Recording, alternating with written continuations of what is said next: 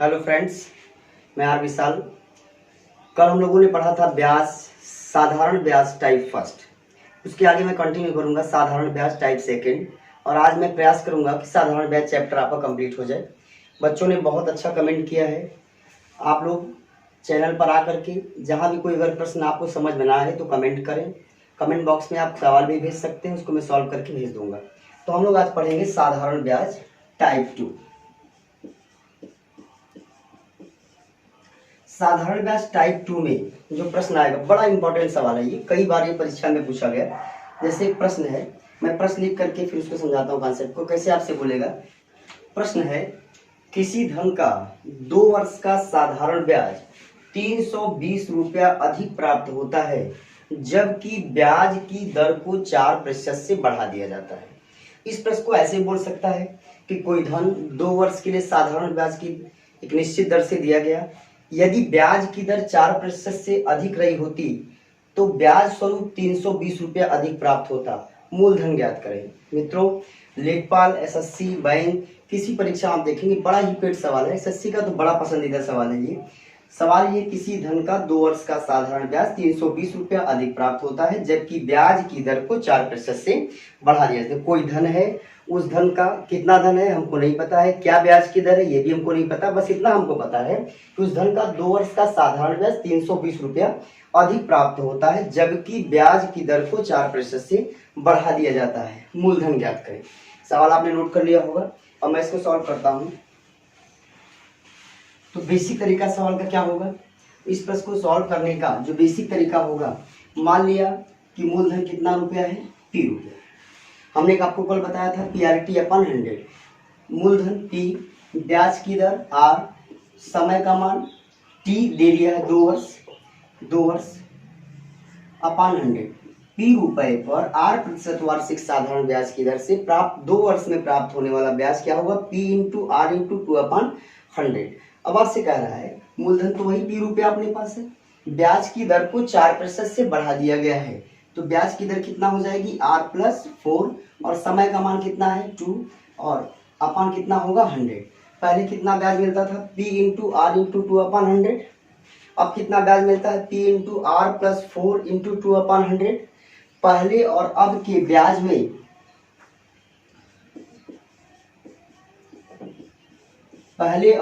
ब्याज में कितने का डिफरेंस है, 320 रुपए का। जरा बेसिक तरीका समझे, फिर डायरेक्ट तरीका मैं आपको बता दूंगा। T into R into T/100, ये सॉरी T के स्थान पे 2 वर्ष दे रखा है, T इंटू R इंटू 2/100। अब है P इंटू R+4 इंटू 2/100। अब ये ब्याज मिल रहा है, पहले इतना ब्याज प्राप्त होता था, दोनों के बीच में कितने का डिफरेंस है, 320 रुपए का। इसको सॉल्व कर लिया जाए तो अगर मैं T 2/100 कॉमन कर लूं, T इंटू 2/100 अगर मैं बाहर कर दूं तो हो जाएगा R+4 माइनस R और ये बराबर कितना होगा 320। ध्यान दीजिए P इंटू 2/100 यहाँ भी है, P इंटू 2/100 यहाँ भी है, मैंने बाहर कर दिया। अब आपका अंदर क्या है R+4 और माइनस यहाँ पर क्या है R से R क्या हो गया कैंसिल, 4 दूनी 8P/100 ये बराबर कितना 320। 8 4 बार में कैंसिल करेगा 32 को, 8 चौक 32, तो P बराबर कितना आ गया मित्रों 4000। अतः इस दशा में मूलधन कितना हो गया 4000। ये तो इस प्रश्न को सॉल्व करने का बेसिक तरीका है। मैं आपको इस तरीके से गणित पढ़ाऊंगा मित्रों। साधारण ब्याज या किसी भी चैप्टर में लोग डायरेक्ट 1 मानकर 100 मानकर आपको सॉल्व कराते हैं सवाल, जबकि वास्तविकता यह है कि क्लास में अगर आप बैठे हों उस समय तो 1 और 100 मानकर हम सवाल सॉल्व कराएं तो आप हो सकता है वहां से पूछ करके अपने डाउट को क्लियर कर लें। लेकिन हम यूट्यूब पर पढ़ाएं आपको, आप घर बैठे चीजों को उतना आसानी से पकड़ नहीं सकते। तो ये रहा इसका बेसिक तरीका। अब मैं इसको डायरेक्ट सॉल्व करता हूँ। क्या क्या अपने पास था, दर का अंतर R अपने पास था 4%, टाइम का मान कितना था 2 वर्ष, ब्याज का जो अंतर था इसको हम M से कर दे, मनी M से कर दे 320 रुपया।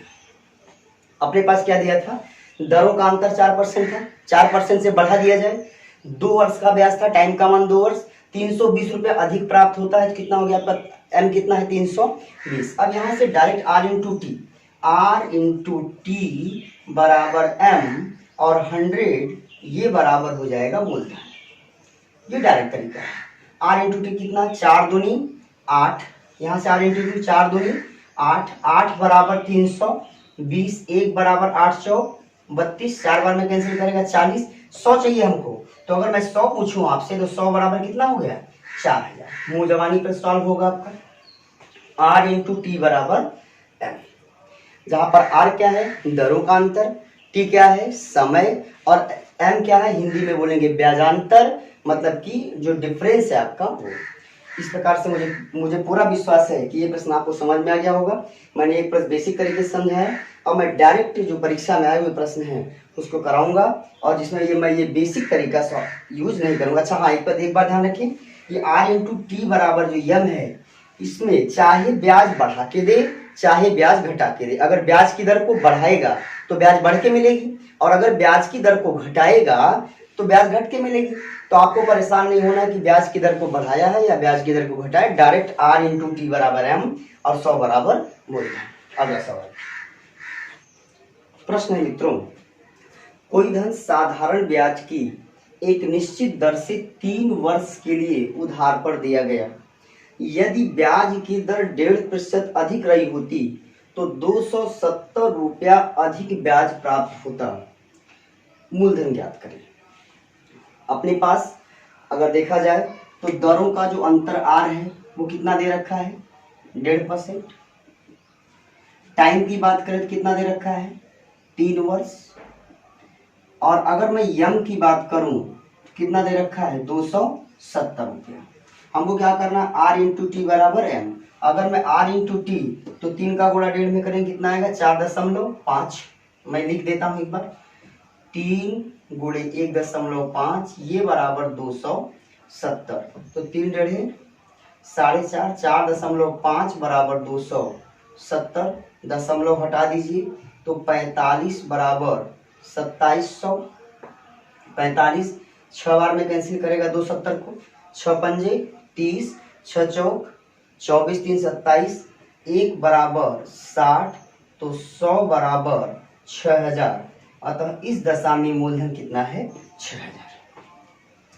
मुझे पूरा विश्वास है कि आपको बड़ा मजा आ रहा होगा। डायरेक्ट बिना पेन चलाए इस प्रश्न को सॉल्व कर सकते। 3 डेढ़े 4.5, 4.5 बराबर 270, दशमलव हटाया 45 बराबर 2700, यहाँ से 1 बराबर 60, 100 बराबर 6000। अब इस प्रश्न को और किस तरीके से, थोड़ी और चालाकी से अगर पूछना चाहे तो कैसे पूछ सकता है। ये प्रश्न आपका पूछा गया सीजीएल प्री 4 फरवरी 2007। किसी साहूकार को पता चलता है कि ब्याज की दर 8% से 7.3/4% रह जाने पर उसकी आय में 61.5 रुपए की कमी हो जाती है। कोई साहूकार है जिसने कुछ धन पर निवेश किया, जब पहले ब्याज की दर कितना थी 8%, अब ब्याज की दर कितना हो गई 3/4%। जैसे ही ब्याज की दर 8% से 7.3/4% हुई तो उसकी आय में 61.5 रुपए की कमी हो गई। अब आपको बताना है कि साहूकार के पास कुल कितना धन था। जरा देखिए, अगर हम दर का अंतर देखें, पहले क्या था, दरों का अंतर देता था, यहाँ पर 2 दरें दे रखा है, एक 8%, एक 7.3/4%। 3/4 का मतलब आप समझ रहे हैं 75.75। इसका मतलब कि जो आर है वो 0.25 है दरों का अंतर, या 0.25 को आप क्या लिख सकते हैं 1/4। टाइम का मान कितना है यहाँ पर 1 साल, जब समय नहीं दिया है, समय का मान मेंशन नहीं, तो हम कितना मान लेंगे 1 साल। वार्षिक आय की बात करेगा, यहाँ पर यम कितना दिया है 61.5। हमको क्या करना है, आर इंटू टी बराबर यम। आर इंटू टी कितना होगा 1/4। 1/4 बराबर कितना है 61.5। 1 बराबर कितना होगा 4 पंजे 20, 4 का 4, 4 और 2 6, 4 6 24, 246। हमको चाहिए किसका मान 100 का मान, तो 100 का मान हो जाएगा 24,600। अतः आपका उत्तर कितना आएगा 24,600 रुपया। ऑप्शन सी सही है आपका 24,600। एक बार मैं फिर समझा दे रहा हूं आपको। आपसे बोला किसी साहूकार को पता चलता है कि ब्याज की दर, जो ब्याज की दर है वो 8% थी, 8% से कितना हो गई 7.3/4%, तो कितना घटी 0.25। 3/4 मतलब 0.75, तो 0.25 बोले तो 1/4, r इंटू टी, टी का मान मेंशन है तो 1 माना जाएगा, तो आपका हो गया 1/4 बराबर 61.5, 1 बराबर हो गया 246, 246, 100 का मान चाहिए हमको 24,600। एक प्रश्न में आपको इस प्रकार का और करा देता हूं जो पूछा गया है सीजीएल 2014 में। अगला प्रश्न जो पहली बार पूछा गया सीजीएल 2003 में, फिर ये पूछा गया सीएचएसएल 2011 या 12 में, और ये फिर पूछा गया सीजीएल मेंस 2014 में। सवाल क्या है आपका, वार्षिक साधारण ब्याज की दर 11.5% से 10% हो जाने पर एक व्यक्ति को 55.5 रुपए की हानि होती है, व्यक्ति के पास कुल कितना धन था। आपने अगर परीक्षा दिया होगा या आपके पास कोई भी बुक ऐसी हो जिसमें परीक्षा के प्रश्न हो तो ऐसे प्रश्नों का आपने अंबार देखा होगा। अब अगर मैं यहाँ पर आपसे पूछूं आर कितना है, तो आर देखिए दरों का अंतर कितना है, 11.5 से 10 बोले तो 0.5 बोले तो हाफ। अगर मैं टाइम की बात करूं तो आप बोलेंगे ईयरली, एक साल। अगर मैं यम की बात करूं तो आप बोलेंगे 55.5। आर इंटू टी बराबर यम, तो आधा बराबर 55.5, तो एक बराबर 55 दूनी 110, 111, 100 बराबर 111 के आगे 2 जीरो चिपका दीजिए 11,100। अतः इस दशा में जो व्यक्ति के पास धन था वो कितना था, 11,100। इसमें आपका ऑप्शन डी सही था। तो इस प्रकार से हम लोगों ने पढ़ा आर इंटू टी बराबर यम और 100 बराबर मूलधन। अब इसमें हम लोग पढ़ेंगे टाइप 4 कुल ब्याज। अगला जो टाइप होगा वह है कुल ब्याज। इधर 4-5 साल से कुल ब्याज से प्रश्न नहीं पूछा जा रहा था, लेकिन हाल फिलहाल में हुई परीक्षा सीजीएल में भी और सीएचएसएल में भी एक सवाल देखने को मिला, और खासकर यहाँ से टेट में प्रश्न मिला। टेट और सी टेट में भी सवाल आया। तो मेरे पढ़ाने का जो तरीका है, मैं ये प्रयास करूंगा कि जो भाई मास्टर बनना चाहते हो उनको भी फायदा हो, जो भाई इनकम टैक्स इंस्पेक्टर बनना चाहते हो उनको भी फायदा हो, जो दरोगा सिपाही बनना चाहते हैं उनको भी फायदा हो। मैं कोई दरोगा चालीसा नहीं पढ़ा रहा हूँ, मैं कोई मास्टर चालीसा नहीं पढ़ा रहा हूँ, मैं कोई सिपाही चालीसा नहीं पढ़ा रहा हूँ, मैं कंबाइंड पैकेज पढ़ा रहा हूँ, जिससे कि कोई भी बच्चा इस वीडियो को देखने के बाद फिर आपको दूसरा कोई भी वीडियो देखने की जरूरत ना पड़े। कुल ब्याज मैं प्रश्न के माध्यम से समझाने का प्रयास करूंगा। कुल ब्याज में टाइप फर्स्ट, ध्यान दें प्रश्न क्या है, किसी धन का 5 वर्ष का साधारण ब्याज 430 रुपया प्राप्त होता है। कोई धन है जिसका 5 वर्ष का साधारण ब्याज कितना प्राप्त होता है, 430 रुपया। अब हुआ क्या, यदि 5 वर्ष बाद अगले 5 वर्ष के लिए धन को 4 गुना कर दिया जाए तो प्रारंभ से 10 वर्षों बाद प्राप्त कुल ब्याज ज्ञात करें। जैसे मान लीजिए कि आपने बैंक में कुछ पैसा निवेश किया, 5 वर्ष में जो भी पैसा आपने बैंक में निवेश किया, 5 वर्ष में उसका जो ब्याज प्राप्त होता है वो ब्याज प्राप्त होता है आपको 430 रुपया। अब आपने क्या किया, 5 वर्ष के बाद अगले 5 वर्ष, टाइम सेगमेंट सेम है, अगले 5 वर्ष के लिए आपने धन को 4 गुना कर दिया। तो प्रारंभ का 5 वर्ष, अब बाद में 5 वर्ष के लिए आपने पुनः धन को 4 गुना किया, जितना भी गुना बोले यहाँ 4 गुना बोला है। अब आपसे बोल रहा है शुरू से लेकर के 10 वर्ष हो गया आपका, प्रारंभ से 10 वर्षों बाद कुल ब्याज ज्ञात करें। अपने पास एक ही फार्मूला है, SI बराबर PRT अपॉन 100, SI बराबर PRT अपॉन 100। यहाँ पर SI दे रखा है कितना, 430 रुपया, लिख दिया मैंने 430 रुपया। P कितना है नहीं पता, R कितना है नहीं पता, T कितना है 5 अपॉन 100। एक समीकरण प्राप्त हो गया हमको। अब देखिए पहले हमको जो जानकारी पता थी, 5 साल हमको पता था, 5 साल का ब्याज कितना है 430 रुपया, हमने ब्याज रखा 430 रुपया, मूलधन नहीं पता, रेट ऑफ इंटरेस्ट नहीं पता, P into R into T upon 100। अब देखिए अगले 5 साल के लिए धन को कितना गुना किया गया है, 4 गुना। तो हमको SI चाहिए, SI ये धन हो गया आपका 4P, P था 4 गुना हुआ तो 4P, R तो हमको नहीं पता, R कांस्टेंट चल रही, और अगले 5 साल अपॉन 100। समझने का प्रयास करें। पहला जो समीकरण मिला हमारा वो पहले 5 साल का, और जो दूसरा समीकरण है वो अगले 5 साल का। तो यहाँ पर कितना हो गया, SI बराबर 4 into P into R upon R into 5 upon 100। अब मित्रों ध्यान दीजिएगा, क्या P इंटू आर इंटू 5/100 का मान हमको पता है? ऊपर 430 रुपया, यहाँ मैंने लिख दिया 4 गुणे 430, तो 4 चौक 16 और 120, 1720 रुपया। ये हो गया आपका 1720। टोटल ब्याज कितना? 1720, तो ये और प्लस 430 पहले का, तो 17 4 21 और 20 कितना हो गया? 2150 रुपया। कुल ब्याज कितना आ गया? 2150 रुपया। समझने का प्रयास करें। एक बार फिर से मैं इसको आपको समझा दे रहा हूँ। प्रश्न पहले मैं बेसिक बताऊंगा, किसी भी सवाल का पहले मैं बेसिक बताऊंगा, फिर मैं शॉर्टकट तरीका बताऊंगा आपको। SI बराबर PRT/100। SI दे रखा है 430, P नहीं पता, R इंटू 5/100। अब यहाँ पर एक समीकरण प्राप्त हो गया। अगला SI अगले 5 साल का, धन को 4 गुना किया 4P इंटू R अगले 5 साल अपान 100। अब P इंटू आर इंटू 5/100 का मान अपने को पता है कितना? 430 रखा मैंने 430, 4 गुणे 430, 4 टाइम 12, 4 चौक 16, 1720, 1720 रुपये जो ब्याज प्राप्त हुआ ये बाद के 5 साल का है, और पहले के 5 साल का ब्याज कितना? 430, तो 17 4 21 2150। अब डायरेक्ट क्या तरीका होगा, ट्रिक क्या यूज करते हैं आप इसमें, आपको इसको आप ट्रिक कह लीजिए, चालाकी कह लीजिए। तो कुल ब्याज बराबर होता है, कुल ब्याज बराबर ब्याज गुणे गुना प्लस 1। कुल ब्याज बराबर ब्याज गुणे गुना प्लस 1 उस दशा में जबकि टाइम सेगमेंट सेम हो। 5 साल बाद अगले 5 साल, 8 साल बाद अगले 8 साल। अब डायरेक्ट रखिए जरा, कुल ब्याज हमसे पूछा है, ब्याज कितना? 430 गुना कितना किया था? 4, 4 और 1 5, 5 चौक 20, 2150। ये भी सवाल आप डायरेक्ट मुझे लगा सकते हैं, ये तो बेसिक तरीका रहा। कुल ब्याज बराबर ब्याज गुणे गुना प्लस 1, सही है। अगला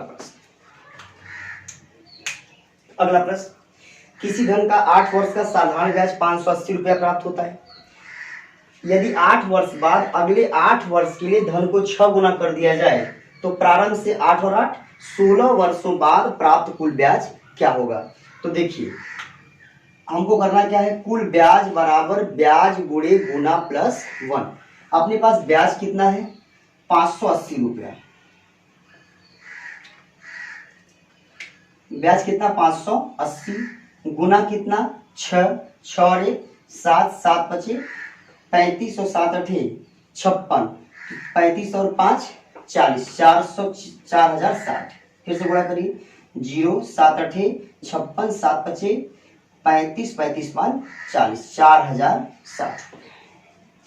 अब मैं एक सवाल ऐसा करा दे रहा हूं मित्रों जिसमें टाइम सेगमेंट सेम ना हो। कई बार अभी तो मान लीजिए इधर प्रश्न नहीं पूछा, लेकिन ऐसा कर सकता है कि टाइम सेगमेंट को सेम ना करे।